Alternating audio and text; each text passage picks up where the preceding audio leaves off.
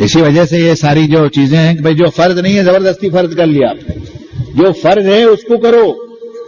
اس سے تو بہتر یہ ہے کہ وہ رقم جو ہے وہ ایک صوفی کا وہ قصہ سناتا ہوں، حالانکہ میں اس لائن کا آدمی نہیں ہوں، لیکن اللہ اللہ کرتے ہیں تو تھوڑی سی معلومات ہے. تو ایک صاحب کو خواب میں کوئی آواز آئی تو کچھ کہہ رہا تھا، وہ کوئی فرشتہ ہوگا اور یہ بھی اللہ اللہ کر رہا ہوگا. تو اس نے کہا کہ بھئی اس سال حج قبول ہوا کسی کا؟ بولے کسی کا نہیں ہوا. تو یہ بھی گھبرا گئے مولانا بھی کہ میں بھی حج میں تھا، میرا بھی حج گیا.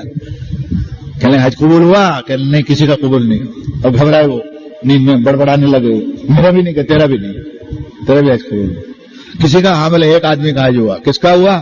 جو حج کو آیا ہی نہیں تھا. بولے اب گھبرائے، ادھر دیکھ ادھر دیکھ. اب وہ زمانہ جنریشن اتنی پھیلی ہوئی نہیں تھی، ڈھونڈ ڈھانڈ کے وہ کرانے کا دکاندار تھا، ایک پکڑ لیا جا کے.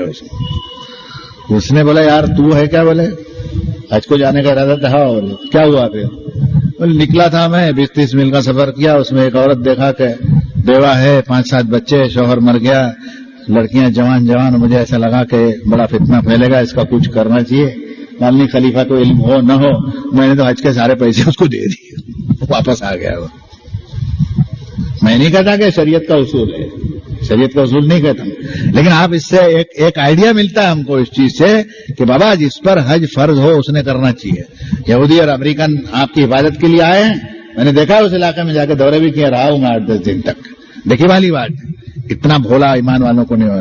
تو آپ کو بھی اب سمجھ لینا چاہیے کہ کبھی بھی زلزلہ آ سکتا ہے، کبھی بھی زمین پھٹ سکتی ہے، کبھی بھی آسمان ٹوٹ سکتا ہے، کبھی بھی آگ لگ سکتی ہے، اور سارا آگ کا لاوا اس کے اندر بھرا ہوا ہے، معدنیات اس زمین کے اندر بھرے ہوئے. اس زمین پر بسنے والا اللہ کی نافرمانی کا تصور کر سکتا ہے؟ گناہ کی تو بات دوسری ہے، تصور نہیں کر سکتا. اگر پیغمبروں کے ذریعے اس کو اس زمین کی حقیقت معلوم ہو جائے. آؤ واپس اس کے ترجمے کی طرف. جب زلزلے سے زمین ہلائی جائے گی، وَأَخْرَجَتِ الْأَرْضُ أَثْقَالَهَا، اور زمین اپنا ثقل چھوڑ دی. اس میں گریویٹی کا یا سائنس کے جو الفاظ ہیں جس میں اس کی پکڑ اور بندش جو ہے زمین کی، یعنی ادھر لٹک رہی ہے نا، کسی کھونٹے پر تھوڑی گھوم رہی.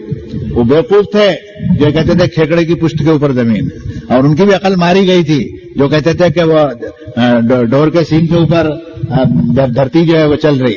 اس نے کہا کل فی فلک یسبحون، ہر ایک فلک کے دائرے کے اندر تیر رہا ہے. للشمس ينبغي لها ان تدرك القمر ولا الليل سابق النهار، سورج کی طاقت نہیں کہ چاند کو پکڑ سکے، نہ رات کی طاقت ہے کہ دن کے پہلے آ سکے. کل فی فلک یسبحون، ہر ایک اپنے دائرے میں تیر رہا ہے. بلکہ بعض آیتیں تو قرآن مجید کی ایسی ہے کہ آسمان جو آپ کو دکھائی دیتا ہے والسماء ذات الرج، فرمایا وہ بھی چکر مار رہا ہے. جیسے حاجی طواف میں بیت اللہ کے ارد گرد گھومتا ہے، ویسی ساری کائنات اللہ تعالیٰ کے امر کے اوپر گھوم رہی.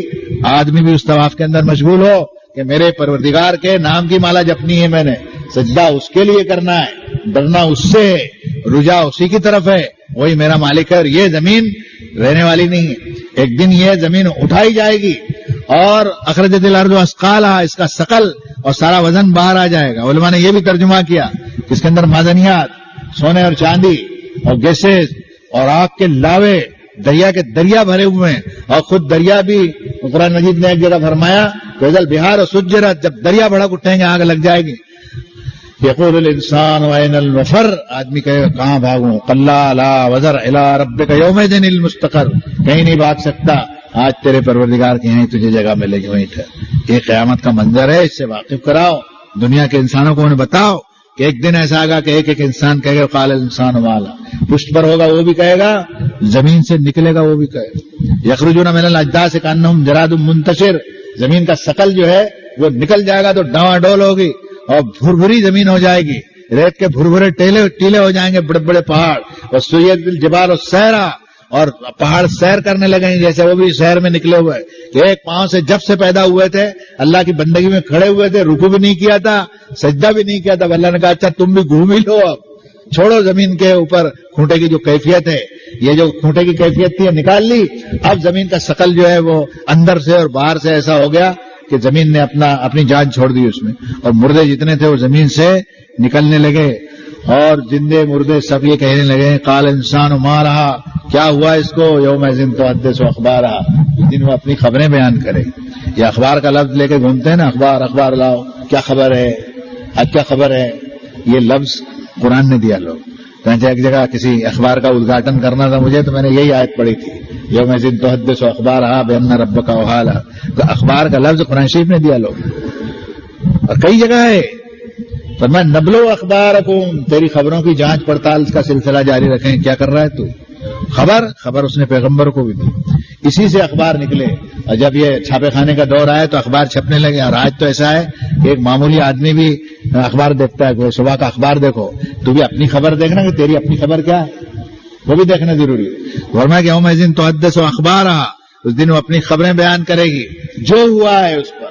آج دنیا اس بات پر پہنچ چکی ہے، اور 2-4 سال بھی باقی نہیں. میں اب فیکٹس کے ایجاد ہو جانے کے بعد میں مجھے یقین ہوگا کہ 1 2 سال 4 سال بھی مدت نہیں لگے گی کہ یہ جو در و دیوار ہیں، کنکر پتھر ہیں، اور میں آپ سے بات کر رہا ہوں، میری آواز جو ہے ہر جگہ ریکارڈ ہے، کبھی بھی نکالی جا سکتی ہے کسی مشینی ذریعے.